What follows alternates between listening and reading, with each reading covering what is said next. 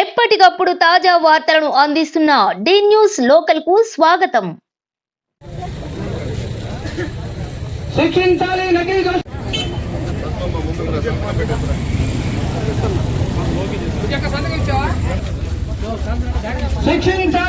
మద్య దోషుల వెంటనే కాపాడండి కాపాడండి పేద ప్రజల ఆరోగ్యాలను కాపాడండి కాపాడండి పేద ప్రజల ఆరోగ్యాలను నిర్మూలించండి బెల్ట్ షాపులను వెంటనే వైఎస్ఆర్ కాంగ్రెస్ పార్టీ జై జగన్ జై జగన్ జై జగన్ నకిలీ మద్యం దోషుల వెంటనే నకిలీ మద్యం దోషుల వెంటనే అరికట్టాలి అరికట్టాలి బెల్ట్ షాపులను వెంటనే అరికట్టాలి అరికట్టాలి బెల్ట్ షాపులను వెంటనే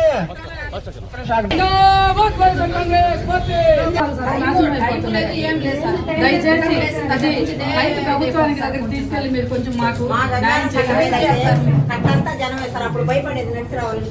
మేము గంగవరం సర్పంచ్ సార్, గంగవరంకి రావాలన్నా కూడా మేము ప్రతి ఒక్కరు వణికిపోతున్నాం సార్. 7 అయిందంటే మందు గంజాయి వాళ్ళని స్ట్రీట్ లైట్ కూడా 8కి స్టార్ట్ చేస్తున్నారు. అది అర్థం చేసుకోండి. చీకట్లో వాళ్ళు కూడా మందు తాగుతూ స్ట్రీట్ లైట్ వేయటం లేదు. మా పౌరు రాళ్ళమెట్టలు వచ్చి ఒకసారి చూడండి, 8 గంటల దాకా లైట్ వేయటం లేదు. పిల్లలు అక్కడ కూర్చొని తాగుతున్నాడు నాగల కట్ట అంతా. చూడండి సార్, దీన్ని బట్టి గంజాయి కూడా అక్కడ విపరీతంగా ఉంది. మీరు ఫాలో చేయండి తప్పకుండా. అసలు రోడ్లో శిక్షించాలి నకిలీ మద్యం దోషుల వెంటనే కాపాడాలి పేద ప్రజల ఆరోగ్యాలను కాపాడాలి పేద ప్రజల ఆరోగ్యాలను జిందాబాద్ వైఎస్ఆర్ కాంగ్రెస్ పార్టీ జిందాబాద్ వైఎస్ఆర్ కాంగ్రెస్. అందరికీ నమస్కారము. ఈ కూటమి ప్రభుత్వం అధికారంలో రాగానే ముందు ఈ మద్యం మీద సంతకం పెట్టినట్టున్నారు. ఈ మద్యం ఎక్కడ పడితే ఎక్కడ కాలనీలో అయితే ఇళ్లలో పెట్టి అసలు బయటకు రావాలంటే భయపడిపోతున్నారు ఆడవాళ్ళందరూ. అది ఒకసారి ప్రభుత్వం గుర్తించాలి. ఎక్కడ బయట తిరగాలన్నా కూడా ఎక్కడైనా కూడా ఆడవాళ్ళు అంటే భయపడతా ఉన్నారు. పనులు పోయే వాళ్ళైతే అసలు మేము డబ్బులు తీసుకుని కూడా భర్తలో వాళ్ళని బెదిరించి లాక్కొని వెళ్ళిపోయి ఇట్లా తాగి గందరగోళం చేస్తూ ఉన్నారు. ఇవన్నీ ప్రభుత్వం గమనించాలి. ఎక్కువగా అయితే మా కోవు నియోజకవర్గంలో మేము ఎప్పుడు ఇలా చూడలేదు. మా కోవు నియోజకవర్గంలో మా జగనన్న ప్రభుత్వం ఉన్నప్పుడు అసలు ఎక్కడ కనిపించేవాళ్ళు తాగేవాళ్ళు కనిపిస్తే వెంటనే ఈ పోలీసు వాళ్ళు తీసుకెళ్లి జైల్లో వేసేవాళ్ళు. అంటే ఇప్పుడు ఎందుకు గమ్ముగా అయిపోయినారు. ఇవన్నీ మీరు చూస్తూ గమ్ముగా ఉన్నారు. మీరు దీన్ని చర్య తీసుకోవాలని కోరుకుంటున్నాను. ఈ ప్రభుత్వానికి గట్టిగా చెప్తున్నాం మేము. ఆడవాళ్ళందరినీ పాపం ఆడవాళ్ళు అయితే చాలా అల్లాడిపోతున్నారు.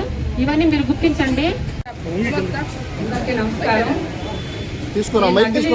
మద్యం గురించి మద్యం ఎక్కువైపోయింది. అసలు మామూలు నకిలీ మద్యం ఉంది అంటే కూడా ఇక్కడ సార్ వాళ్ళు కూడా నకిలీ ఇక్కడ తయారు కావట్లేదమ్మా అన్నారు. కానీ దారుణం ఏంటంటే ఈ ప్రభుత్వానికి తెలియజేయడం ఏంటంటే అసలు మందు అనేది అసలు కూల్ డ్రింక్ అంటే దారుణంగా దొరుకుతుంది.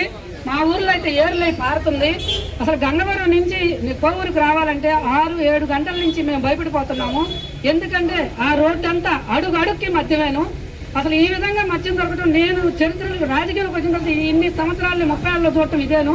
మా ఊర్లోనే ఇంచుమించు ఎన్ని బెల్ట్ షాపులు ఉన్నాయో మాకే తెలియట్లేదు. ప్రతి ఇంట్లో మద్యం అమ్ముతున్నారు. కూల్ డ్రింక్ అంటే దారుణంగా దొరుకుతుంది. ఇది కొంచెం అరికట్టాలి. నకిలీ మద్యం కూడా ఈ ప్రభుత్వానికి సంబంధించిన వాళ్ళే అమ్ముతున్నారు.